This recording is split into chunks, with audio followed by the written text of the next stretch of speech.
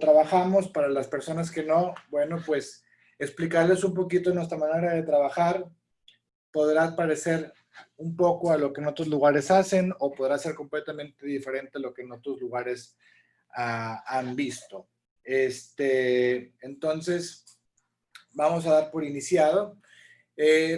Yo soy cirujano general formado en el Hospital Cristos Muguerza. Posteriormente hice varios cursos de adiestramiento en cirugía bariátrica y tengo ya, gracias a Dios, cerca de 10 años de experiencia haciendo esto de manera ya rutinaria. Y nuestro centro es un centro donde en conjunto todo un grupo de especialistas nos dedicamos a el cambio de hábitos alimenticios derivados de un procedimiento quirúrgico. Entonces, generalmente un paciente cuando llega con nosotros llega con alguna de estas preguntas: ¿qué es lo que tengo? ¿Por qué no bajo? ¿Por qué vuelvo a subir? ¿Cómo es que las dietas que he hecho en el pasado o los tratamientos que he hecho en el pasado me han servido poquito, me han servido parcialmente o me han servido algunas semanas, meses o años? Entonces, lo más trascendental de esta plática es contestar estas preguntas y entonces entender, para poder contestar estas preguntas, y para los que ya pasaron por esta etapa, volverlo a repetir, volverlo a entender, que las situaciones, las enfermedades, los problemas que tienen que ver con el control de peso son una cuestión multifactorial. Este montón de garabatos que tenemos enfrente es la explicación en un diagrama de cada uno de los factores que pueden estar involucrados en la cuestión del control de peso. Y son tan diversos y son tan variados que tenemos que agruparlos en 4 áreas. Área del funcionamiento, o sea, área metabólica, área alimenticia, área psicológica y área de actividad física. Entonces, ¿cómo repercute cada uno de ellos? El área fisiológica, el área metabólica, tiene que ver con nuestro metabolismo. Metabolismo que puede ser heredado o que puede ser adquirido. Aquí llamamos heredado, pues que tengamos una tendencia familiar. Doctor, en mi familia mis papás tienen sobrepeso, mis hermanos tienen sobrepeso, o puede ser adquirido. Podemos haber tenido una infancia con un peso normal, una adolescencia que empecemos a tener problemas de peso y en edad adulta ser un poco más fuerte. ¿Y por qué esa diferencia? Porque al día de hoy sabemos que los problemas de peso tienen un comportamiento que se llama epigenético. ¿Qué quiere decir? Que el entorno, nuestro medio ambiente, puede activar o desactivar mecanismos para regular bien o mal nuestro peso. Ejemplos: accidentes, cambios de lugar de trabajo, cambios de lugar de vivienda.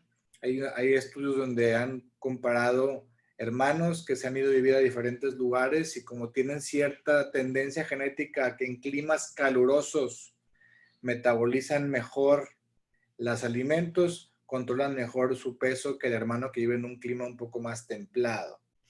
El ejemplo más común de cómo el medio ambiente puede cambiar nuestro metabolismo es el de las mujeres durante el embarazo. Durante el embarazo hay algo que cambia y entonces el metabolismo cambia. Otro ejemplo común es la edad. Cuando somos niños tenemos metabolismos mucho más eficientes que cuando somos adultos y después de los 40, 45 el metabolismo cambia importantemente y se va haciendo cada vez más lento. Ok. Luego viene la parte alimenticia. La parte alimenticia la dividimos en 2. Lo que se consume en base a lo que tenemos alrededor. Y entonces, el día de hoy, todos aquellos que vivimos en ciudades, pues tenemos aquí ya muchos puntos en contra.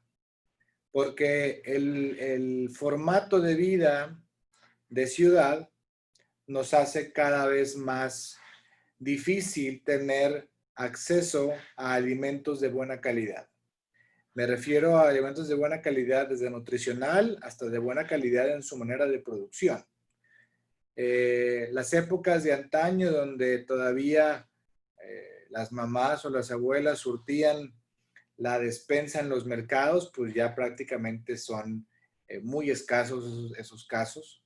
Y al día de hoy, pues generalmente surtimos todo lo de casa, pues en el H-E-B, o en el Soriana, o en el Costco, o en el Sam's, donde todo, hasta la verdura, ya está extremadamente procesado. Muy bien. Ahora vamos a la otra parte, que es la parte psicológica. Si bien las 4 R's son igual de importantes, para nosotros cada vez cobra mayor importancia la parte psicológica. Entre más investigamos, más nos damos cuenta que este es el área trascendental a trabajar. Y también se divide en 2, parte individual y parte social.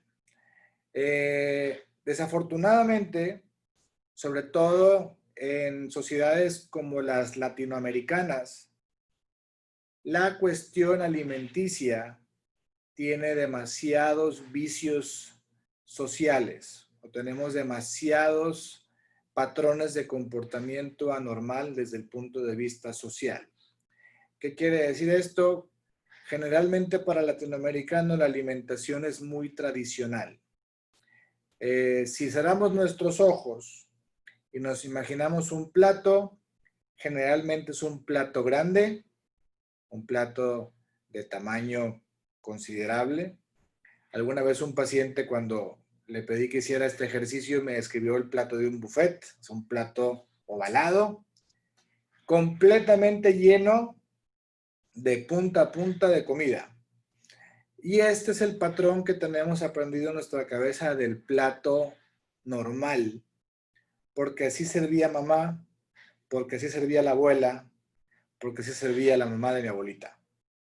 Entonces, durante los últimos 80 años o más, la alimentación prácticamente no ha cambiado en lo absoluto. Entonces, en muchos hogares al día de hoy, al 2020, se sigue sirviendo exactamente igual que servía la abuela, pero la abuela probablemente vivía en Lampazos, vivía en Ramos Arizpe, vivía en algún pueblo pequeño a las afueras de la Ciudad de México, en algún pueblo pequeño en Veracruz. Entonces, lo que queremos decir es que ese plato que consideramos nosotros normal está diseñado para un formato de vida completamente diferente al nuestro. Un formato de vida donde en aquel entonces la abuela, cuando salía de casa, caminaba a lo mejor 1, 2, 3 kilómetros para la primaria, 1, 2, 4, 5, 10 kilómetros para la secundaria, o andaban en bicicleta, y cuando llegaban a casa probablemente tenían labores todavía de campo. Había animales, había cosecha, y entonces la cantidad de energía y de trabajo físico que se hacía en aquel entonces era acorde a ese plato grande y vasto que se servía. Al día de hoy, en nuestra vida moderna, el plato que considerábamos normal de la abuela, al día de hoy es completamente fuera de contexto de nuestra vida actual. Entonces nosotros debemos de haber ido cambiando nuestras porciones durante los últimos años de acuerdo a nuestra forma de vida. El problema es que es tradicional y lo seguimos sirviendo porque así nos enseñaron. Entonces ese es el principal problema social. De ahí también le podemos agregar que si nos enseñaron de chiquitos a acabarnos todo lo que nos servían, porque es pecado desperdiciar la comida, porque es de mala educación decir que no cuando nos sirven, etc. Entonces, todo esto vienen a ser vicios de comportamiento social desde el punto de vista alimenticio. Y en la parte individual tenemos todo lo que conlleva a cómo estamos viviendo la alimentación día con día. Si tenemos alimentación emocional, si porque estamos estresados, si porque estamos tristes, si porque estamos alegres, o otra cuestión importantísima que el día de hoy vivimos constantemente es que, a diferencia de otros países donde estamos un poquito nosotros retrasados en la cuestión educativa, nos han entrenado, nos han educado a cumplir responsabilidades. Los deberes de la casa, las tareas, la escuela, los proyectos de la universidad, el trabajo, etc. Entonces, este entrenamiento que desde niños estamos recibiendo nos tiene el día de hoy programados a que todo es más importante excepto cuidar nuestra alimentación. Y es que el día de hoy muchísimos de nosotros salimos de casa con un café y una galleta en la mano y no volvemos a comer nada hasta las 4 o 5 de la tarde. Siempre la excusa será, es que doctor tenía mucha chamba, es que no tenía tiempo, es que no, usted no sabe doctor, todo mi día es demasiado ajetreado. Y esa no es justificación. El problema es que venimos educados de tal manera en la que todo es más importante menos nuestra alimentación adecuada. Y entonces una cosa que tenemos que empezar a cambiar es eso. El que tenemos que tener en cuenta que igual importante que la chamba, igual importante que los niños, igual importante que el marido, es cuidar la alimentación. Y entonces tenemos que hacer tiempos para poder tener una alimentación sana, independientemente de que tengamos muchas o pocas obligaciones. Y la última parte es la parte de actividad física, que no quiere decir hacer ejercicio. Lo que quiere decir es que tenemos que entender que el comportamiento de la actividad física no es hacer ejercicio nada más. El comportamiento de la actividad física engloba también qué hacemos durante el día. Y desafortunadamente también en la cuestión de la vida de ciudad, desafortunadamente tenemos cada vez menos oportunidades para tener un buen trabajo o un buen desarrollo de actividad física. Generalmente los formatos de vida de ciudad conllevan a vivir en el tráfico, en una oficina chiquita, donde hay muy poca posibilidad de movilizarnos, y entonces tenemos cada vez menos tiempo de tener actividad física. Al día de hoy lo que se recomienda es que el paciente tenga la manera de medir su actividad física. Y para eso el día de hoy afortunadamente ya hay muchas herramientas en los teléfonos, en los relojes, etcétera, ¿no? Para saber cuántos pasos tengo que dar, para saber cuánta actividad hago durante el día y si, por ejemplo, yo tengo que hacer al día, no sé, 800 pasos, 1200 pasos, 2000 pasos, si para las 12 del mediodía no llego ni la mitad, ser consciente de que tengo que hacer más actividad física y subir, bajar escaleras, llegar a la casa y dar una caminata alrededor de la manzana, etcétera, ¿no? Claro, ahorita con la cuestión del coronavirus, pues eso se pone un poquito más complejo. Pero tenemos que entender que el ejercicio per se es una pésima herramienta para bajar de peso. Por eso el concepto de actividad física va más allá del ejercicio. Cualquier persona que ha estado en algún gimnasio ha visto casos de gente que se la pasa dentro de un gimnasio durante 2 horas y media y pasan los meses y los años y la persona se ve exactamente igual. ¿Qué es lo que pasa? Que si uno va al gimnasio y hace una rutina de ejercicio y quema, digamos, como muy exagerado, 900 calorías. Y después del gimnasio va y se sienta a una oficina durante las siguientes 24 horas y no hace ningún otro movimiento y aparte no cuida la alimentación, pues seguiremos manteniendo un peso elevado porque tenemos que ser congruentes en que hay que hacer actividad física el resto del día, movernos, activarnos y aparte hacer cambios alimenticios para que esto funcione de manera adecuada. Entonces, al día de hoy, después de muchos años de investigación, de entender cómo todos estos factores que tenemos enfrente son importantes a tratar para poder controlar nuestro peso es que sabemos que al día de hoy, para que cualquier tratamiento sea efectivo, tiene que atender, tratar, manipular las 4 áreas al mismo tiempo, con la misma intensidad y por un periodo no menor a 12 a 24 meses para que podamos tener realmente un efecto efectivo, que quiere decir una pérdida de peso adecuada y sobre todo de largo plazo. Y es por eso que al día de hoy en la medicina contemporánea, la herramienta que tiene mayor posibilidad de realizar esto es la cirugía bariátrica. Entonces, nuestra manera de trabajar tiene que ir a la par con esta evidencia que tenemos de cómo debemos de hacer un tratamiento efectivo. Y entonces, como sabemos el día de hoy, lo primero que tenemos que hacer es manipular la parte metabólica con un procedimiento que desde el primer día que se confecciona llevará a cambios hormonales, llevará a cambios enzimáticos que harán que el metabolismo se reactive. Derivado del procedimiento, tendremos un cambio alimenticio.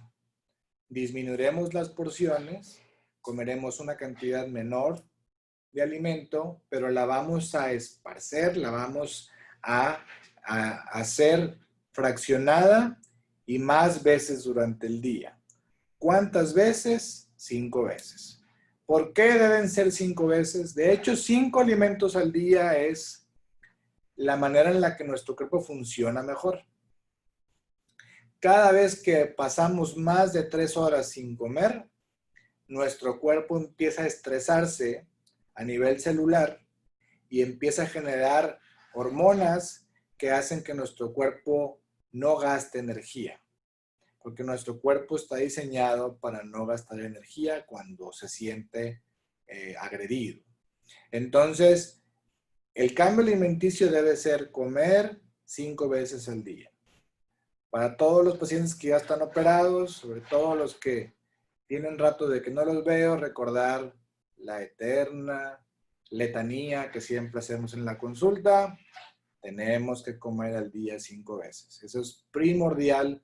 ¿Para qué? Para que esa alimentación fraccionada mantenga eficiente nuestro metabolismo. Y bueno, estos 2 eventos, el procedimiento y el cambio alimenticio, eran los 2 eventos trascendentales de la cirugía bariátrica tradicional. Cuando yo me entrené en esto era lo que se hacía. Operabas a un paciente y le decías que cambiara su alimentación y hasta ahí llegaba el proceso. Y con el paso del tiempo nos hemos dado cuenta, y todo paciente que está investigando acerca de cirugía bariátrica sabe o conoce de casos de gente que se haya operado y después haya reganado peso.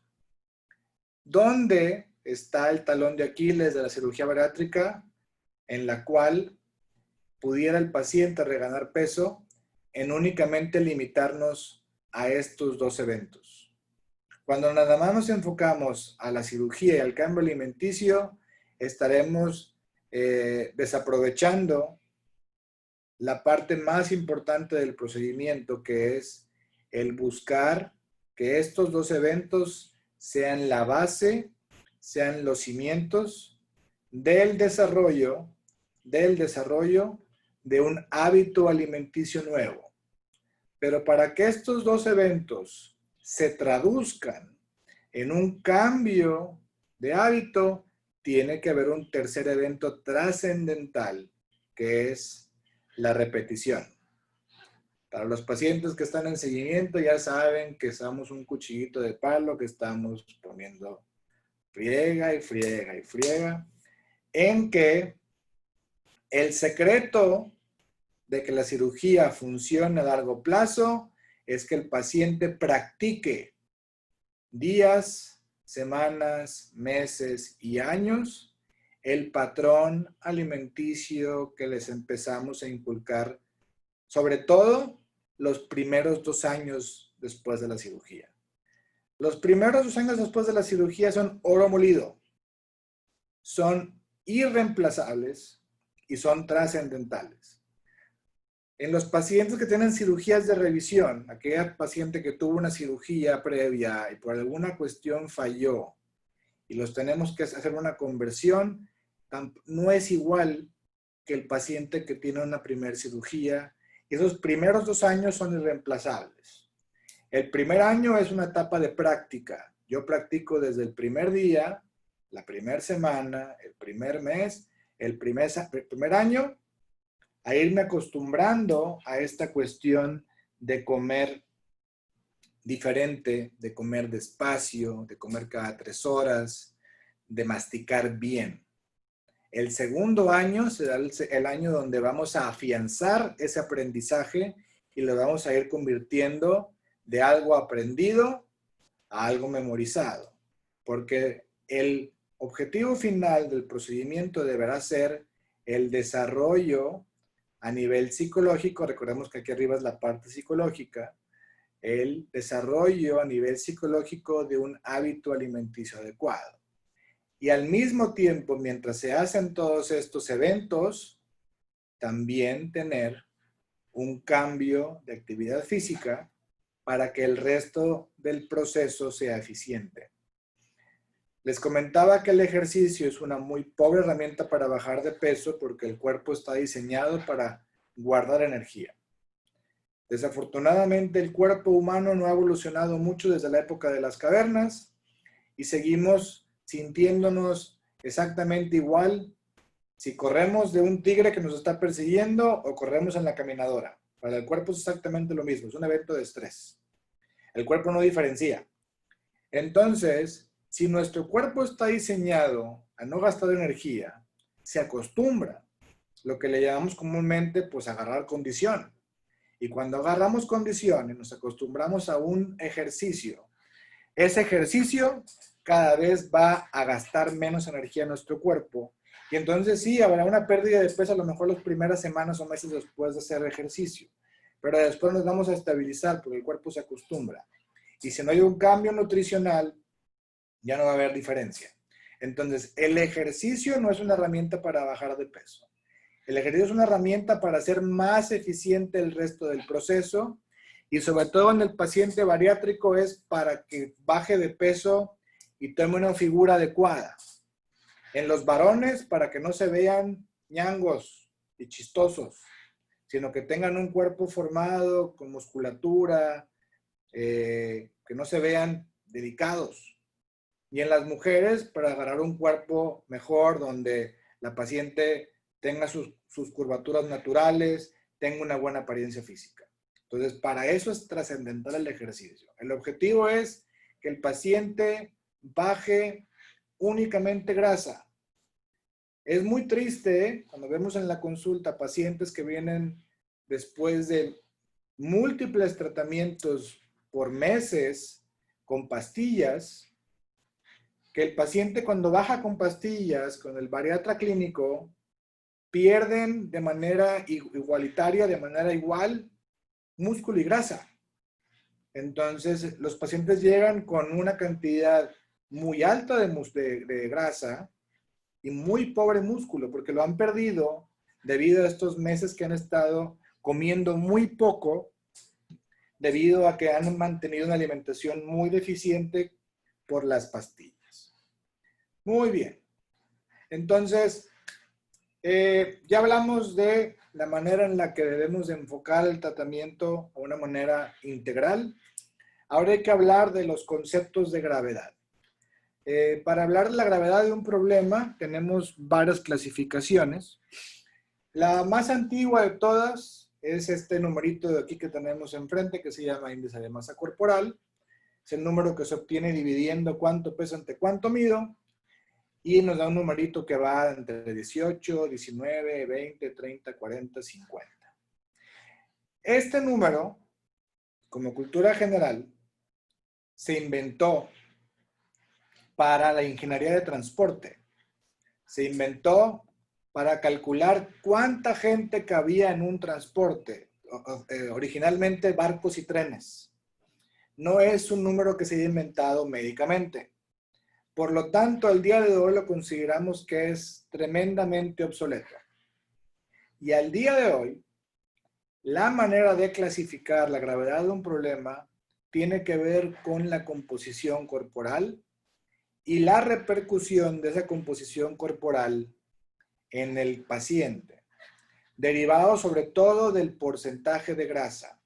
Entonces, para los pacientes que apenas están buscando una opción, es trascendental saber cuál es nuestro porcentaje de grasa y dónde está esa grasa distribuida, siendo el lugar más peligroso la grasa abdominal, porque es la que se mete a los órganos, como por ejemplo el hígado, a las células para producir cánceres o a las arterias para dar riesgo cardiovascular. Para aquellos pacientes posoperados, recordar que a partir después del primer trimestre, lo que tenemos que perder es únicamente grasa. La pérdida muscular es nada más para las primeras semanas, porque es normal. Pero después de ahí es recuperar músculo y mantenerlo y bajar únicamente grasa. El paciente que pierde peso de manera efectiva pierde únicamente grasa porque esa es la cuestión que nos va a mantener sanos. Y muy bien, tenemos que entender que el problema del sobrepeso u obesidad es un problema de salud real y puede ser tan severo o tan agresivo como otras enfermedades. La severidad o la agresividad de los problemas de sobrepeso no derivan 100% de la cantidad de kilos que tenemos. Podemos tener dos pacientes con el mismo número de peso, pero aquel paciente que tenga mayor porcentaje de grasa y sobre todo mayor porcentaje de grasa visceral será el paciente más grave de los dos. Porque generalmente esta tendencia de acumular grasa visceral va de la mano con complicaciones metabólicas como hígado graso, como diabetes, como hipertensión. Y bueno, concluir que al día de hoy la cirugía bariátrica es la herramienta más efectiva que tenemos en la medicina moderna para poder cambiar la calidad de vida de los pacientes, siempre y cuando esté acompañado de un manejo multidisciplinario. El manejo multidisciplinario ya no es una opción, no es un plus de la cirugía. En aquel lugar donde el cirujano diga, bueno, pues te puedo ofrecer este equipo que te vea si quieres, eso ya no es correcto. El equipo multidisciplinario debe ir forzosamente dentro del proceso, tanto de preparación, de elaboración, como de seguimiento después de la cirugía. Entonces es por eso que nosotros, de manera sistematizada, todos los pacientes son evaluados por un equipo de especialistas para poder tener un procedimiento adecuado. Recordar que el manejo multidisciplinario tiene como objetivo que el paciente tenga un procedimiento seguro, que el paciente pueda pasar al hospital con toda seguridad. ¿Ok? Recordar que el procedimiento ideal tiene que reunir tres características. Tiene que ser primeramente seguro, por lo cual esto es extremadamente importante. Número 2, tiene que ser efectivo, por lo cual el paciente deberá bajar únicamente grasa. Y tercero, debe de ser permanente, pero para eso requerimos de un proceso de seguimiento, proceso de aprendizaje, donde el paciente llegue realmente a tener un cambio de hábito alimenticio, que eso lo podamos traducir en cambios de peso adecuados a largo plazo. ¿Ok? Y bueno, ¿cómo hacemos nosotros los procedimientos? Todo paciente tiene una evaluación multidisciplinaria, una rutina de exámenes de laboratorio, una cirugía realizada en un hospital certificado donde todo material es de uso exclusivo, por lo cual no hay riesgos de infecciones ni de fallas en los aparatos.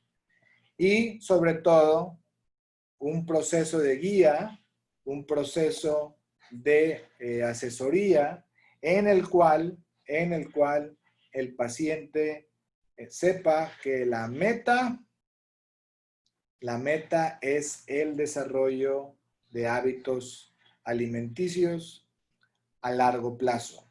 El desarrollo de un cambio de hábito, de un cambio de comportamiento, donde realmente le podemos ofrecer al paciente un cambio el cual le pueda, pues prácticamente casi garantizar que lo que aprendió y bajó de peso al principio, lo va a poder mantener el resto de su vida. Y bueno, la seguridad es altamente importante para nosotros, por lo cual somos miembros de sociedades tanto en el país como en el extranjero y hemos ido consiguiendo certificaciones tanto aquí como en Estados Unidos. La última que tenemos es esta. Somos el único centro de excelencia en el noroeste del país y somos uno de únicamente 3 que hay en todo México. Y bueno, cuando alguien está buscando procedimientos, siempre la pregunta del millón es ¿cuál es el procedimiento ideal para cada uno de los pacientes? Y generalmente lo que hacemos nosotros es recomendar procedimientos. No los forzamos, pero tampoco hacemos lo que el paciente quiera cuando no está indicado. Entonces, por poner un ejemplo, si tenemos un paciente con un índice de masa corporal de 40, pues no le vamos a ofrecer un balón, porque el balón es un procedimiento que tiene como indicaciones IMCs entre 27 y 30, que no tengamos reflujo ni tengamos ningún problema estructural del estómago. Las mangas son procedimientos que generalmente se recomiendan para pacientes jóvenes, sin reflujo y con IMCs por debajo de 45. El bypass es más recomendado en pacientes con IMCs arriba de 45 y pacientes con enfermedades crónicas como diabetes, hipertensión y dislipidemia. Y la cirugía de revisión es la cirugía que se realiza cuando ya hay una cirugía previa. Entonces, vamos a repasar un poquito de manera rápida los procedimientos para poder entender cuál es cada uno de ellos. Entonces, el balón es un procedimiento endoscópico ambulatorio que consta de introducir una pelotita, una esfera, dentro del estómago que disminuye el 50% de la capacidad del estómago. Entra por una camarita de endoscopía y es un procedimiento que dura 40 minutos y el paciente se va a su casa después. Tiene como principales beneficios que es ambulatorio y que es 100% reversible. Ese es un pro y un contra, porque la principal complicación del balón es la reganancia de peso por ser temporal. Al día de hoy, el 60% de los pacientes después de quitarles el balón reganan peso al año y el 80% a los 5 años. Puede haber complicaciones como reflujo y broncoaspiración cuando el paciente previamente los padece y sangrado y úlcera en caso de que el paciente fume después del procedimiento. La manga. La manga es el procedimiento más realizado en todo el mundo por ser un procedimiento rápido, cómodo y seguro. Consta de transformar el estómago de su forma habitual, que es como una bolsita, lo volvemos un tubito. Y entonces, una vez hecho un tubito, el paciente tiene menos capacidad de ingesta, come menos alimento y ese poquito alimento se estará vaciando en el intestino de manera más uniforme. Además de eso, es un procedimiento que nos reduce la producción de hormona que produce el hambre, que se llama grelina, y es un procedimiento que nos quita el hambre, sobre todo los primeros 5 a 8 años. Complicaciones ahorita no las vamos a platicar porque esa es parte de la plática que tendremos a las 5 para que los que estén interesados en conocer un poquito más de la seguridad, nos vemos a las 5. Y bueno, el bypass gástrico al día de hoy sigue siendo la cirugía que catalogamos como estándar de oro de la cirugía bariátrica. Es un procedimiento que tiene dos mecanismos de acción. Primeramente, hacer el estómago más chiquito. Y segundo, es un estómago que deja separado del paso de alimento al el estómago y a la primera parte del intestino, porque la comida viajará por aquí, por esta parte del intestino. Entonces tiene dos mecanismos de acción.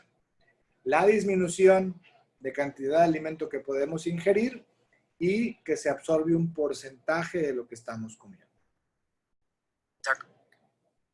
Además de eso, la cirugía de bypass gástrico es la cirugía de elección para pacientes con problemas metabólicos, sobre todo para diabetes, porque nos ayuda a eliminar la resistencia a la insulina y nos puede ayudar a controlar sin medicamento a los pacientes hasta un 80-90% de los casos. Complicaciones las mismas, pero las abordaremos en la plática de seguridad a las 5. Y bueno, después del procedimiento, como el paciente tiene un proceso de evaluación completo, pues el paciente no puede tener ningún imprevisto en la cirugía. De que, oye, pues es que la señora ya no respiró bien, o es que el corazón le falló. No, todas esas cosas se tienen que prever antes y se deben estudiar antes. Y entonces todos los pacientes deberán estar regresados a las 48 horas. Se deja un tubito de drenaje que puede quitarse al día siguiente en manga y entre el día 2 a 7 después de un bypass gástrico. Y el paciente tendrá una dieta líquida por 3 semanas al salir del hospital e iniciará con los multivitamínicos a partir del mes. El seguimiento es tan importante como la cirugía. ¿Por qué? Porque el seguimiento es la única manera que tenemos de llevar al paciente de la mano a tener un cambio alimenticio verdadero. Siempre me gusta que el paciente se vea a sí mismo como una de estas personas. ¿Qué tienen en común ellos dos? Ninguno de los dos nació sabiendo hacer lo que hace el día de hoy. Para haber aprendido a jugar fútbol o a tocar el violín, tuvieron que haber primero tomado lecciones. Alguien les enseñó. Y después, a base de practicar muchísimas veces, pero muchísimas veces, se han vuelto expertos en lo que hacen.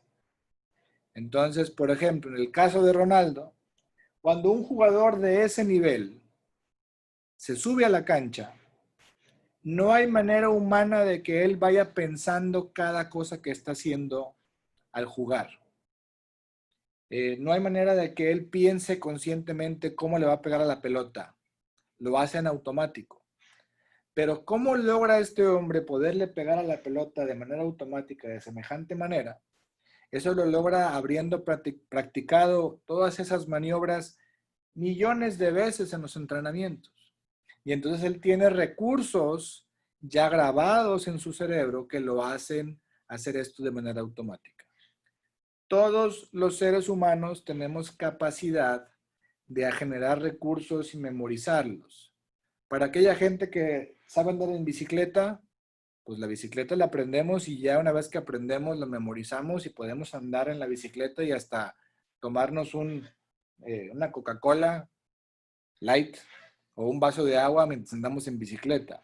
La gente que aprendemos a manejar muchas veces ya lo hacemos en automático y andamos hasta hablando por teléfono o estamos cuidando a los niños en el coche y nos estamos poniendo atención 100% del tiempo al volante porque ya lo hacemos en automático. El cerebro tiene esa facultad, se llama neuroplasticidad.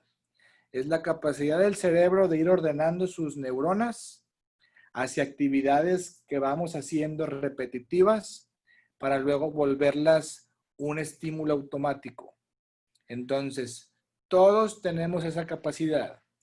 Lo que se requiere es repetir la actividad una y otra y otra y otra vez hasta que después de 12, 15, 18, 24 meses de repetirlo, se vuelva un hábito automático en nuestro cerebro y lleguemos al punto meta que queremos, que es que el paciente lo haga de manera automática. Pero para eso requerimos tener el seguimiento de estar llevando al paciente de la mano, sobre todo los primeros 2 años, pero nunca soltarlo, porque puede haber eventos en el que el paciente pueda tener algún evento extraordinario, como un problema de salud, como una crisis familiar, como un cambio de ciudad, que lo pueda hacer que eso se trastoque y tener que volverlo a orientar de nuevo hacia el hábito alimenticio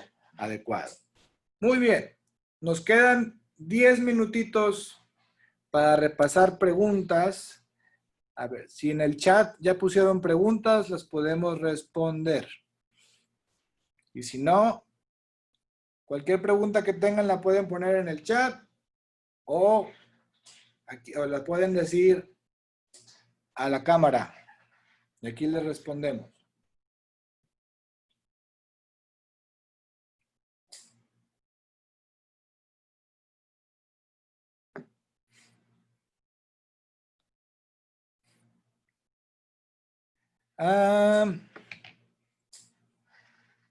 Muy bien. En el bypass le retiran el fondo del estómago y es necesario consumir enzimas. No, en el bypass no se quita nada. Se quita en la manga, pero en el bypass no se quita absolutamente nada. Entonces, la capacidad digestiva del estómago per se mantiene al 100%. El estómago sigue produciendo ácido, el estómago sigue produciendo jugos digestivos, la bilis se sigue vaciando en el intestino, la secreción del páncreas se sigue vaciando en el intestino y todo eso vuelve a llegar al intestino y la digestión es exactamente igual. Por lo cual no se requiere suplementar nada de enzimas, igual que en la manga tampoco. Los multivitamínicos son necesarios después de la cirugía. No puede obtenerse las vitaminas necesarias de la dieta. Es una pregunta excelente. Al día de hoy hay mucha investigación acerca de los suplementos. Todavía en las guías de manejo internacionales seguimos manejando que la suplementación es obligatoria en cualquier paciente que tenga una cirugía de grapeo, llámese bypass o manga.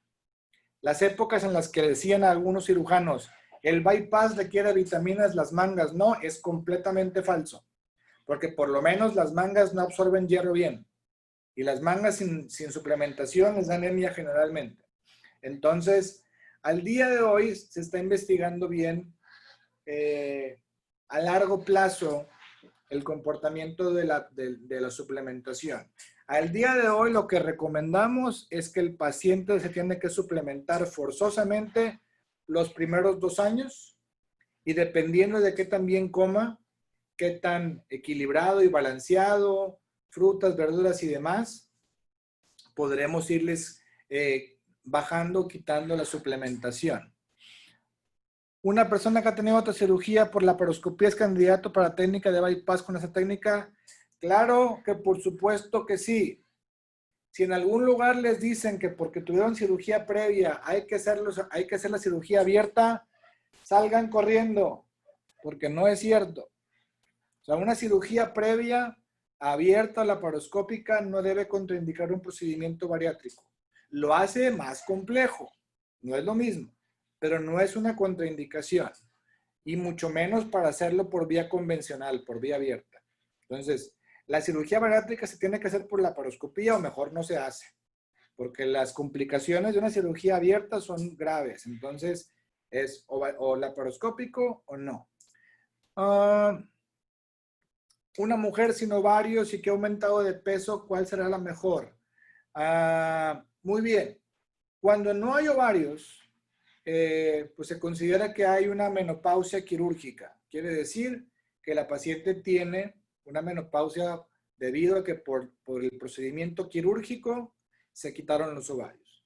Eso acarrea varios trastornos metabólicos, sobre todo de la cuestión hormonal, específicamente derivado de la falta de estrógenos y de progesterona. El procedimiento en realidad no tiene ninguna diferencia por ese motivo. Se puede hacer mango bypass por igual. Lo único que hay que tener extremo cuidado en un paciente que tiene una menopausia quirúrgica es que debe tener reemplazo hormonal. Y el reemplazo hormonal, hay dos cosas que tener que cuidar. Uno, el reemplazo hormonal aumenta la posibilidad de coágulos en las piernas, por lo cual hay que dar anticoagulante después de la cirugía, cualquiera de las dos. Y segundo, el reemplazo hormonal también tiene que ser muy agresivo en cuanto al reemplazo de vitamina D y calcio, porque las mujeres después de la menopausia todas deben de tomar calcio porque la menopausia es una condición que favorece a la descalcificación de huesos. Entonces, en cualquiera de los dos procedimientos, la suplementación de calcio se vuelve todavía más importante. Entonces, es bien importante eso. De ahí en fuera es igual. Doctor, en un bypass se dice que es mala la absorción. Entonces, en personas que tomamos medicamentos de por vida, como en el caso de la menopausia, al tomar hormonas se absorben igual. Otra pregunta excelente. Sí, los medicamentos hormonales sí se pueden alterar su absorción después de un bypass. Pero lo que hay que tomar en cuenta es que el medicamento hormonal, la dosis también es en base al peso.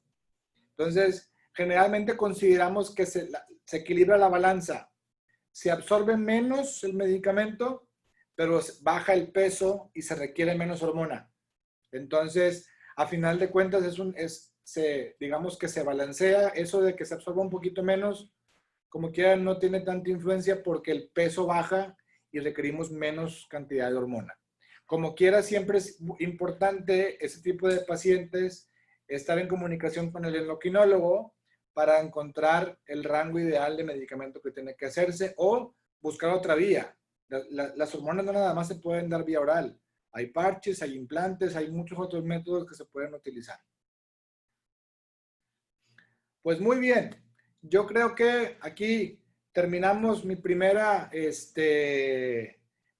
capsulita, mi primer tema. Ahorita tengo que ir a quirófano, pero espero verlos y verlas a todos y todas a las 5 con mi plática de cirugía segura.